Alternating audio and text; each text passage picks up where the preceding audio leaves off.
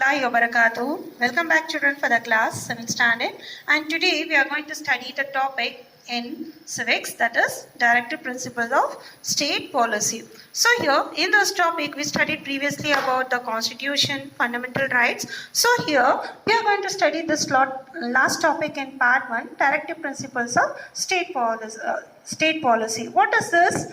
These directive principles of state policy have been incorporated in the Constitution under 4th part from 36 to 51 articles. It is not taken separate, it is from Constitution only. Constitution in the sense here, set of rules and regulation. Who is the father of Constitution? Dr. B.R. Ambedkar. So children, we studied this previously, right? So why we have to follow this principle? Is it made in the Constitution? Let us see here. These principles serve as guidelines to the state here. So we have to follow these principles which is made to each and every state. Now let us see what is the meaning of directive principles of state policy. The Constitution has directed the state to ideal welfare state. This is known as the directive principles of state policy. So here there are some principles which are mentioned in constitutions and directed to each and every state. That means if each and every state is following it will be a very good benefit, and it's a right of each and every citizens to follow the principles. In previously, like 1800s, before getting our independence here, do we have the rights? No, we don't have any rights here. We are the people. Before Constitution, do we have any rights?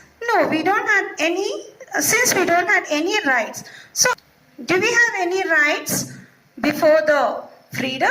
No, we don't have any rights here. So later, the people came to know that it is our life, even we should have our own rights here. No, we are free, we have our own rights. Like even you children, you have a right. Like you take the permission from your parents and go out, right?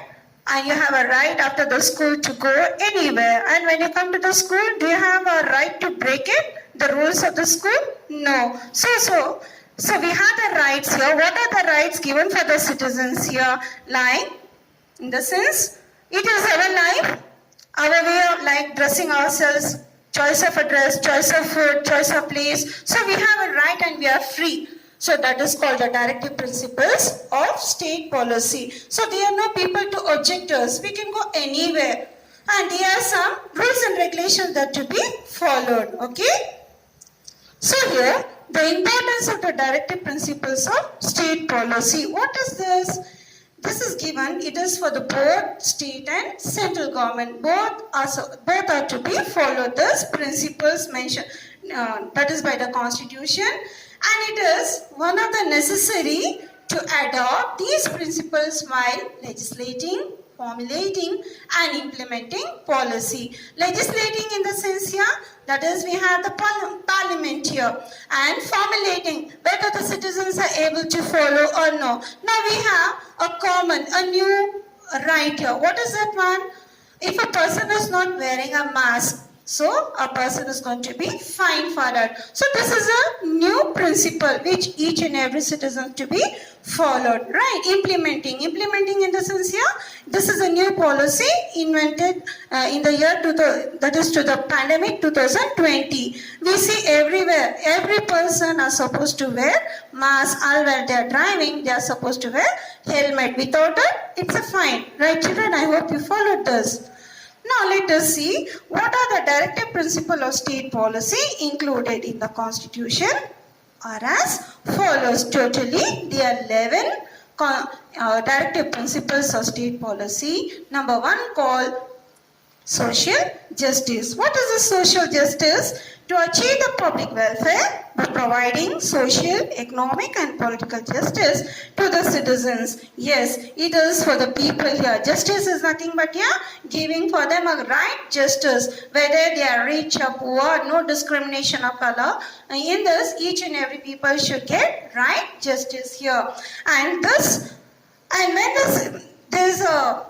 for this social justice, there's an important day when they celebrate. The World Day of Social Justice is celebrated on February 20 each each year of the February 20 is celebrated as social justice. This is the first principle of Constitution, that is the directive principle.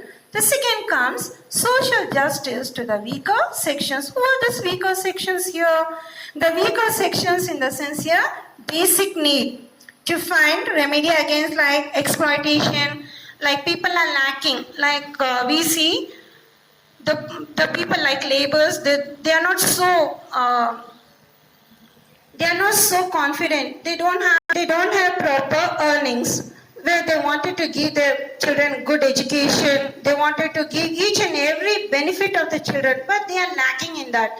Like the people like laborers, they get a daily wages. Poor people, okay, I think you have seen these people like living in the slum areas. So they are titled as the weaker sections, where they lack to give the good educations in good schools, providing them a good nutrition food for the children, and also extending the free legal aid to them. They cannot hire for the good hospitals, where they have a government hospital, they seek there, but they have the achievements and aims more, but they cannot come up. Social justice to the weaker sections, in the sense here, for them also a right justice to be given by the government here. The next comes women and child welfare. What is this women and child welfare? Previously, they were not given any importance for the women, right? So no education for the girl, a child marriage, such a system, this was common. So this is a new implementation here, women and child welfare, where men and women are working. So both should get an equal pay. If a man is getting 600, even a woman should get same wages. And a woman she has got a right, like reservations in elections and everything here. Before it was not considered given importance for the women here. So now they are given importance for the women and child welfare, and also like a hospital facility, maternity benefit, prevention, in the sense if something goes wrong to women here, exploitation of the women, even that is also, it's given a right here. Even for the children, where the girl child especially, importance was not given for a girl child for education, where they ill-treat the girl child here, and the children, instead of giving them an education, the children make them to work in the sense here of factories, making them to beg. These all to get avoid here. So the women and child welfare also given an importance here, not to, even they have a rights to come out to work, to education and everything here. Compulsory and free education for the children. That is all RTE, that was introduced in 2009. Then next comes here labor welfare. What is this labor welfare? Labor welfare in the sense here, the people working. Now here a hospital where the people work here, like a doctors, a nurse, and everywhere, they are labor here. If they are working, their time, what time to what time they have to work, what is the payment, what is they need the help of the hospital to do for the people, labor, giving them good incentives, giving them lunch break, tea and holidays and everything. Labor welfare, if they have a continuation of work, do they get satisfied to work? No. Labor welfare comes here for right to work. And atmosphere also should be very good to work for them, giving them a good salary, and also providing a good opportunity to participate in each and everything. The next